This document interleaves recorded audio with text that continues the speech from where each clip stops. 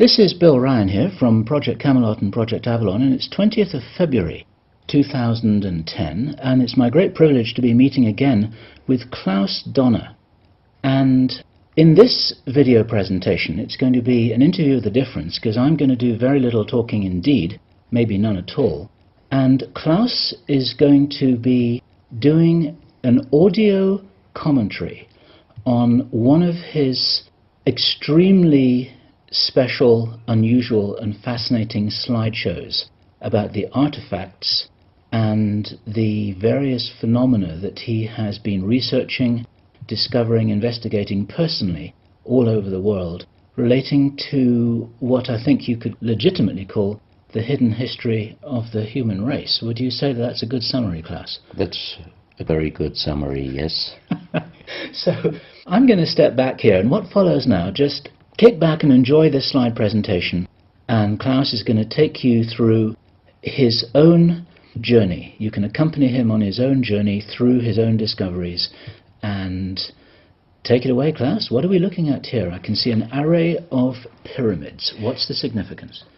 The significance is that you can find pyramids all over the world, on each continent, and the question is, when and who did build those pyramids, why many of those pyramids all over the world are looking very, very similar.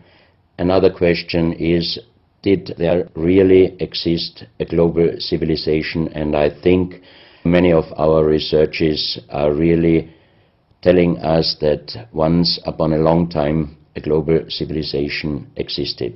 But how many thousands of years ago, we don't know.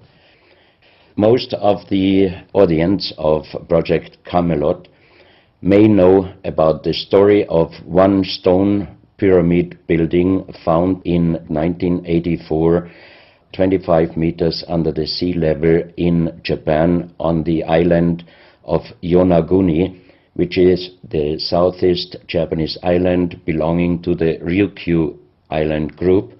And there is still a struggling of some international archaeologists who are saying that these monuments were done by nature.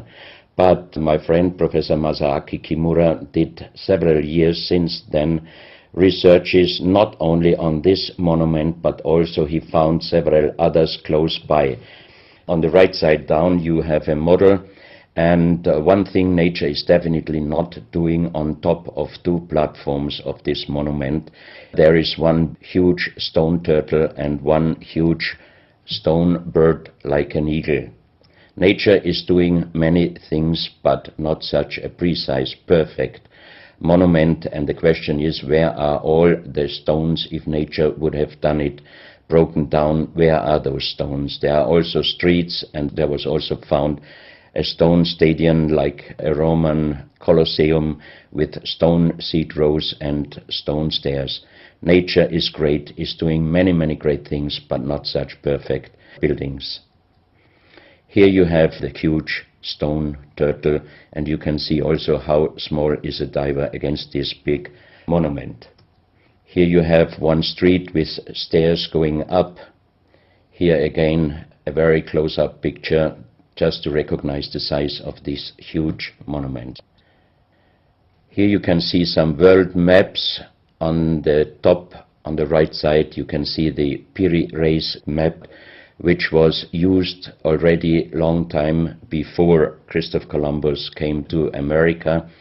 And you can see how perfect this map was already in the beginning of the 16th century, showing part of Europe, of Spain, Portugal, part of Western Africa, and also part of South America.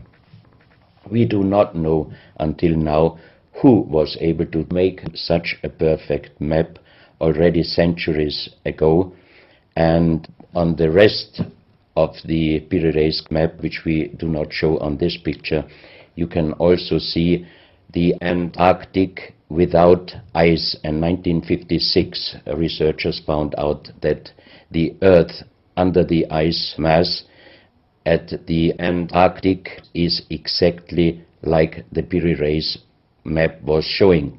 So this Piri Reis map should be at least older than 10 to 12,000 years. But the next question would be, who was able to make such a wonderful world map? On the left side, on top, you see Atlantis, done by Athanasius Waldseemüller, and the map is the other way round. He did it the other way round, and you can see the continent between Europe, Africa, and also America. And you can see on the left side down different sides of a huge stone world map.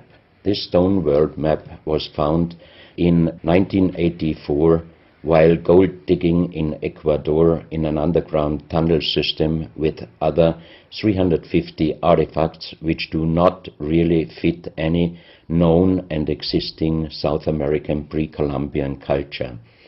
On this stone map is a natural quartz line, a white one, and this is the front side of the world stone map, and you can see approximately in the Near East, close to Saudi Arabia, you can see an inlay as an eye. And from this eye to the right and to the left is a natural quartz line going on the right side over India, Thailand, and also there is a long island on the right side, which Professor Kimura's research gave him the statement that from the northeast Japanese island until far down after Taiwan, once there existed a huge continent. But then this world map must be older than at least 10 to 12,000 years. And here is the back side, and you can see on the right side coming the quartz line passing in the Atlantic, a continent, Atlantis, which in our days does not exist anymore. Then the white line is crossing part of South America, and here you have a close-up, and you can exactly see the Bay of Guayaquil, an inlay going up to north, and a round inlay showing exactly the place where there were found those artifacts, and there is also the best quality water worldwide existing. One other very interesting artifact found on the same place in Ecuador is the so-called pyramid with the eye. The eye is an inlay. The stone is gray and white, and you have 13 steps, and it looks exactly like the pyramid with a shining eye on the $1 US. If you put this pyramid under black light, the eye is shining very strongly, and it looks really like an eye, but not real like a human eye. Here you have a close-up of the eye, and you can see the colors of the inlay. On the bottom of this pyramid, you have the inlay in little gold plates showing the Orion star constellation, and you have unknown writing. The translation of Professor Kurt Schildmann, who was the president of the German Linguistic Association, and he was perfect in more than 40 languages. He was able to translate this writing. He called it pre-Sanskrit because it is older than the oldest writing. And the translation of these 4 letters you can see here, his translation is "the Son of the Creator comes." As we found the same writing on stones in certain countries like Ecuador, Colombia, Illinois, United States, Clausel, France, Malta in the Mediterranean, Turkmenistan, Australia, and in southern Calabria, Italy, just a few years ago. Always there are stones and ceramics, terracotta, with the same writing. That means this writing existed once worldwide, and that means there must have been a global civilization older than Sanskrit, older than 6,000 years. And Professor Schildmann also told me that this writing has a little similarity to the Indus writing and also to the Easter Island writing. And as he said, this is older than Sanskrit. He called this writing pre-Sanskrit. On this stone, you can see on the top the 2 eyes, and then you see the right hand holding the pyramid and putting the left hand on top of the pyramid. That means showing how to use this pyramid with the eye. On this stone you can see an engraving, sitting a man on a stone holding the pyramid exactly as it was shown on the artifact before. From his eyes are going rays out, and on the right side you see two bowed persons. On his head he has something like a small helmet, and from this helmet goes up like an antenna to a strange object over him. And here you have the photo of the discovered helmet. We could not yet make a metal research or checking what kind of metal was used, but you can see in the center of the helmet that something is missing, and that might have been this kind of antenna which was shown on the artifact before. Another very strange finding from the same place is one big jade cup and 12 little jade cups. As the 12 cups are man-made and each one is a little bit different in size, if you fill them up perfectly with water and you put the 12 cups of water inside the big cup is completely filled. The next strange thing is that you can see on the little cups numbers which are looking like the Mayan numbers, but if you compare them with the Mayan numbers, you find out that there are some little differences. And on the big cup you can see a perfect inlaid star constellation, also showing the Orion and other stars. And inside the big cup it is very, very magnetic, and outside the cup nearly nothing. Professional geologists are saying this is impossible, because if a stone has metal particles inside the stone, it must be same magnetic from both sides. Here you have a close-up of the big cup, and you can see a perfect inlay of star constellations, and they are shining very brightly if you put black light on it. Here you have some small cups that you can figure out more clearly the style of the numbers inlaid in a strange material, also shining under black light. That's another piece, a jade plate with the same star constellation inlay like on the big cup, and two persons facing the sky, and on the next picture you can see that also the eyes of these two statues and the star constellation is shining very strongly under black light. This was once a hard-formed brown stone, changing the color in the center of the stone into black, which usually in nature does not happen. And you can see, if you look very close, you can see a face with closed eyes, with a mouth, the nose, a long beard and long hair.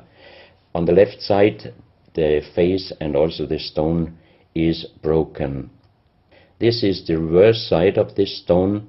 You can see a spiral and a triangle. The center of the triangle is very magnetic, also shining under black light. Here we have the backside of a cobra.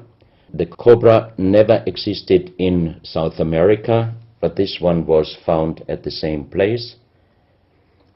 On this side of the cobra head you have 33 lines, inlines. So 33 is also a very mystical number since long time. And on the left side and right side you have 7 points inlaid, and maybe these are the chakras. Also this cobra head is shining brightly if you put black light on it. Another object here, you have a perfect worked dolphin head, and also this artifact is shining under black light.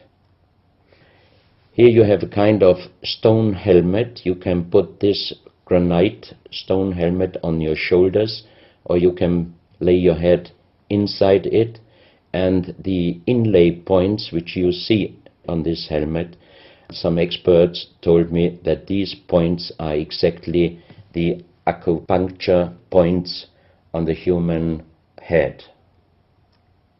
Here you can see how it might have been used, and a few months ago they found at the same place an unfinished stone helmet. So that means that also some of these artifacts were made directly in Ecuador, but many years ago. And also the inlay on this object are shining under black light very bright. This is a fantastic jade snake, and also the inlay points are shining under black light. Here we have one artifact which is very perfectly carved on the back side, so that means it might have been used to put this artifact on the front of your forehead. You can see the two eyes inlaid, and on the reverse side you have the so-called third eye. Maybe this artifact was used for some ceremonies or for meditation. Here we have a jade plate with an inlay of a spiral, also shining brightly under black light. Another one, you can see 7 rings inlaid in the jade plate and also shining under black light. Maybe this also could be a presentation of the 7 chakras. Here is one of the ceramics found there. It's a great masterpiece, and the question is, how can you make this artifact out of one piece of ceramic? Here we have another pyramidal stone found also in Ecuador. On top you see the pyramid with the eye, and you have down several spirals and symbols. Some of them are very similar to the churchward Nakal plates, which he found 1880 in India, and the translation was talking about the sunken continent of Mu. This is a marble with another inlay of a spiral, also shining very brightly under black light. Another stone in a pyramidal form with an inlay of an eye. Here you can see again the pyramid with the eye, and on the bottom you see the Orion star constellation, the 3 Orion stars, which might focus us to the 3 pyramids in Egypt. Here you have a ceramic statue. You can see the style of sitting is not real pre-Columbian style. It looks like the lotus seat from Asia. On top of this statue you have a head with some points, and it looks quite similar to many of the Buddha presentations. He holds a snake in his mouth. The snake is a very mystical and very often presented object. So that means this statue is not from any existing or known pre-Columbian culture. Even the next one, you can see that how this statue is sitting, it looks more the direction of Asia. On top of his head, again a very strange head, and in the center you can see like the head of a frog. Also the frog is a very mystical animal in old South American pre-Columbian culture, but also in Africa and also in Asia. Here another ceramic statue holding a kind of plate in his left hand, and it looks also not really pre-Columbian culture. This is another very strange artifact holding a stick with a snake. Again we have the snake here, and the question is where and who this statue was done. This is a photo of the Altiplano in Bolivia. Archaeologists and researchers found out that at least before 4,000 years, there was happened a very big impact in Argentina, and the shock wave of this big impact destroyed many stone buildings in the Altiplano of Bolivia. You have here a picture of Pumapunku, a very strange place close to Tiahuanaco in Bolivia, and you see tons of stone plates with perfect work on it destroyed. Maybe this was the reaction to the big impact in Argentina. Here you have my friend Giancarlo Bonfanti, Italian researcher, in the center of the so-called Sun Gate in Tiahuanaco in Bolivia, and some researchers write that the figurines on top of this side of the Sun Gate are showing the Venus calendar. Here you have one of the big stone plates from Pumapunku, and you can see how perfect this stonework was done. And the question is, could you do such perfect work with simple tools? Close to this area, they found skeletons with a size of 2.6 meters.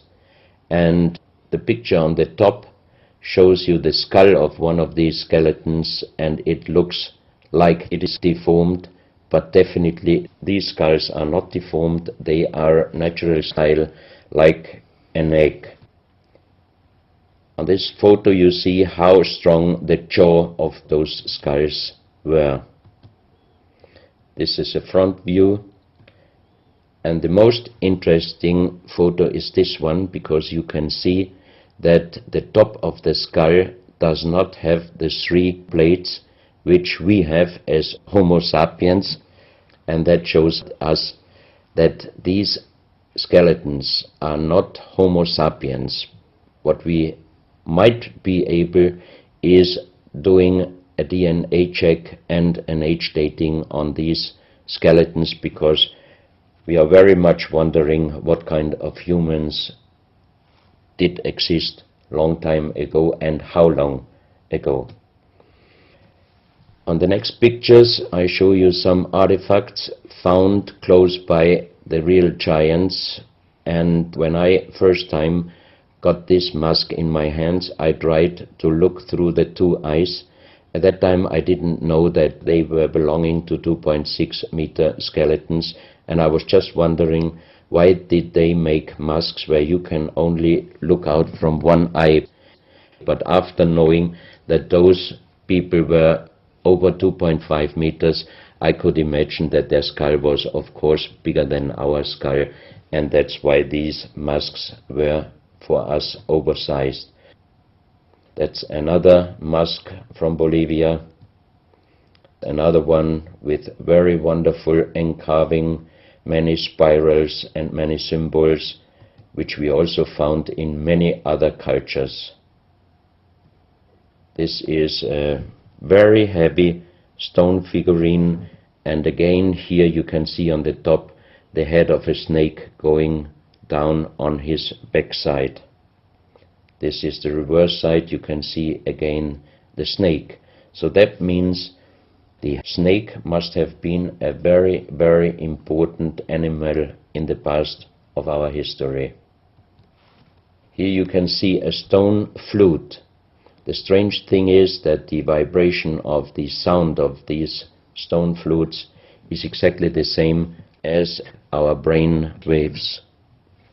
So that means maybe those flutes were used for meditation or for healing purposes. And each 2 holes are connected perfectly with each other. That means you can make perfect holes into this very, very hard stone, but how you connect with simple tools the 2 holes on the bottom, this would be even in our days a very difficult work to do. Because it's in the shape of a U and it curves around inside the stone. That's right. And with simple tools you are definitely not able to do such a work. And even the holes are very precise. This is the form of a boat, and you have 3 flute pipes at the end. Here you can see how perfectly they were made. This is another flute, very small. You can use it only with very soft blowing, and the sound is like the sound of the dolphins. This is an artifact where we do not have any idea for what purpose it was used. Now we are in Colombia. On the next few photos I show you very strange artifacts from Colombia in South America. The most famous industrial designer and architect in Colombia, Professor Jaime Gutierrez, is collecting strange artifacts from his country already since centuries. His most important piece is the so-called genetic disc. Here you can see a disc made out of lyddite, a very hard stone. It's nearly the same hardness as granite, but the structure of lyddite is like leaves, so it would be quite impossible to make the same disc in our days out of the same material. The diameter of this disc, we call it the genetic disc, is about 27 centimeters. And on this disc you have several things presented which usually you can only see with a microscope.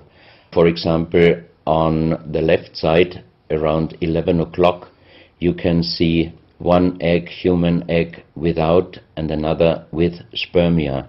On the right side, at approximately 1 o'clock, you can see some spermias, and then you have several very strange presentations which we could not explain. But here on the left side you have a microscopic photo from the inside of a lady done by a Swedish photographer, and you can see that the egg without and with spermia looks exactly like the presentation on this genetic disc.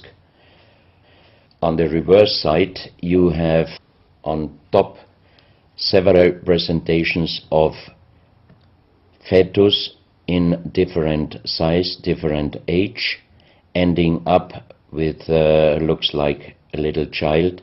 You see also at the end of the plate around 6 o'clock female and male, and also on the right side around 9 o'clock you can see the presentation of man, woman and child. But the strange thing is how they present those human-like heads. Here you can see a knife done by the same material, lyddite. On top of the knife, on the handle, you have mother's head, beyond you have the child's head, and the umbilical cord is going around the neck of the child. So that means this knife would have been used to cut the umbilical cord, saving the child's life. This is a close-up mother, child and umbilical cord. This is an instrument.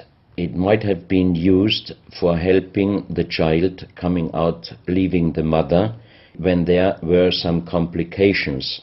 And it is also made out of the same material, lyddite.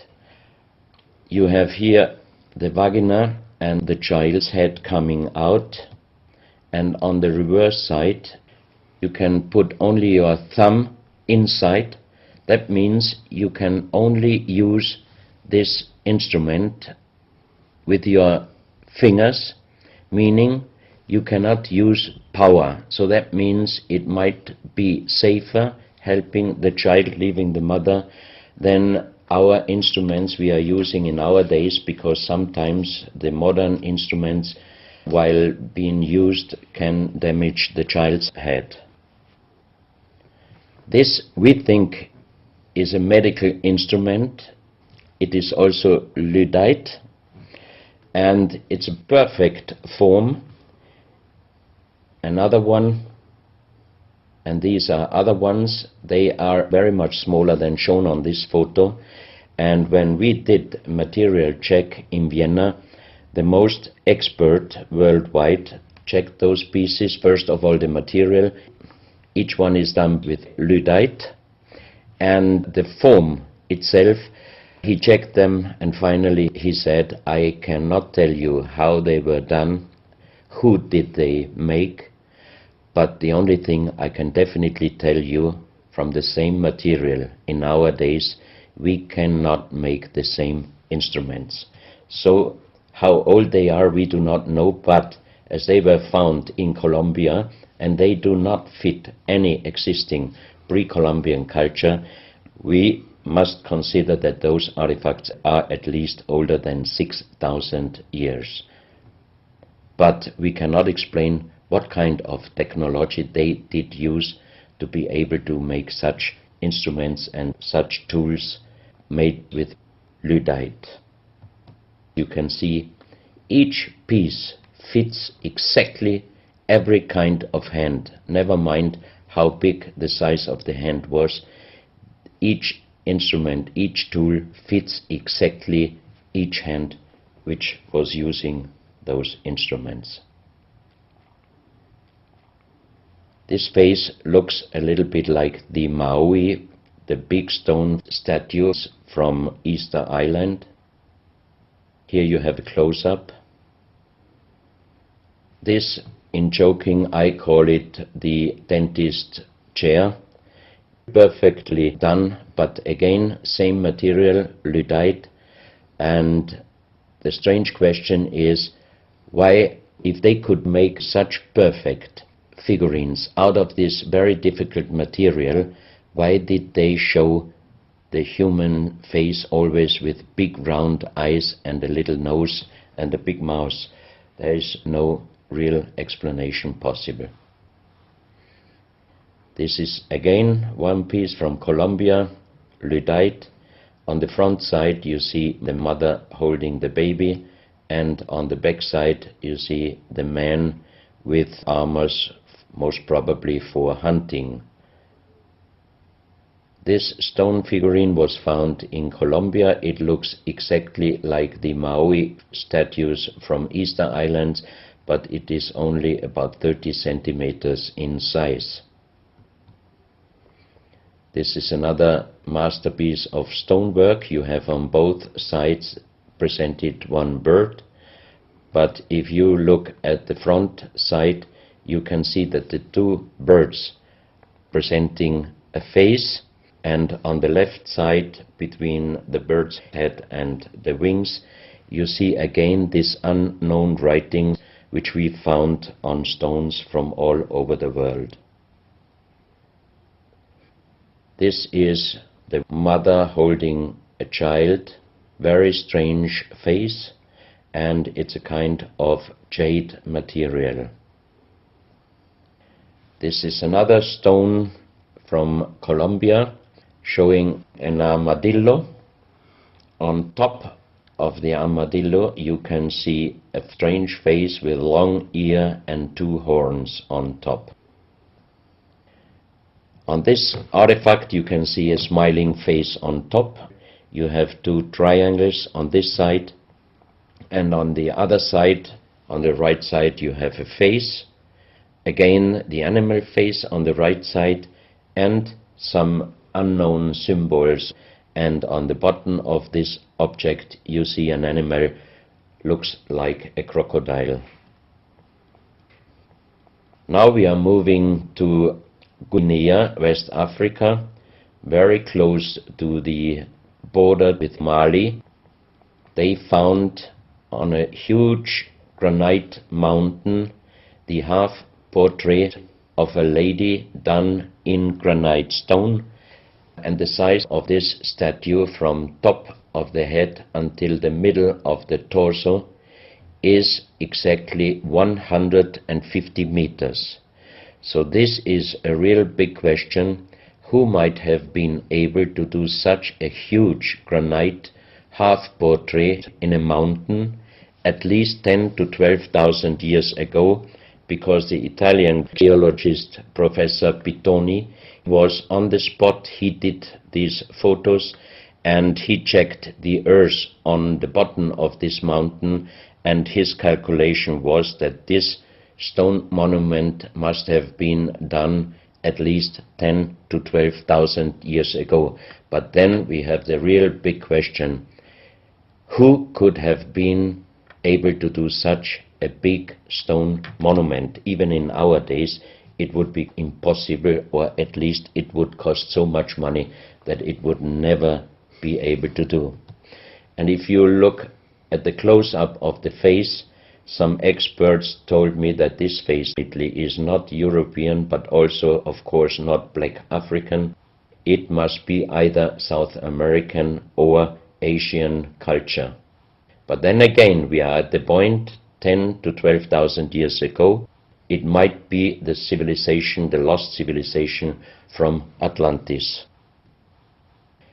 Close to this area in Sierra Leone, Professor Pittoni was in charge of diamond excavations. And as he heard in this area a legend about Allah was angry with some angels, and he put them into stone and throw them to the earth. He put the sky, also made it into stone and throw it to the earth, and he put the stars and throw them to the earth. The legend says that the sky you can see on this stone, they call them sky stones, sky blue stones found in this area under the earth. And we did research in Vienna. This is definitely artificial stone. It's not a natural stone, and all the material could be found, but the only thing they could not inform us is what kind of color did they use to get this real sky blue color. The stone figurines found from 20 meters down to even 50 meters. Professor Pittoni always took some organic material from the finding place, and the age dating of those stone artifacts are from 2,500 years up to the oldest one, 17,000 years. Here you have a granite stone, so-called nomoli, stone nomoli, with very nice encarving. Here you have a man sitting on an elephant, as there are also the legions of giants all over Africa. You know how big is an elephant. It's a wonderful stonework. It's very hard and very heavy. There are also some artifacts showing half human or human with the head of a reptile, holding a kind of pot in their hand, and they could put something inside this pot, and also on top of several nomolis there is a hole for putting something inside, and most probably they were used for ceremonies. Here you have a kind of animal. It looks like a dinosaur, and when Professor Pittoni found this statue, it was making a strange noise. So he opened the statue, and they found inside the small black ball you can see on the bottom of the statue, and this was iron material. When we did the research on this artifact, and especially on this metal ball, next morning the professor called me and told me that somebody must have done a bad joke to me. I asked why, because the result of the research was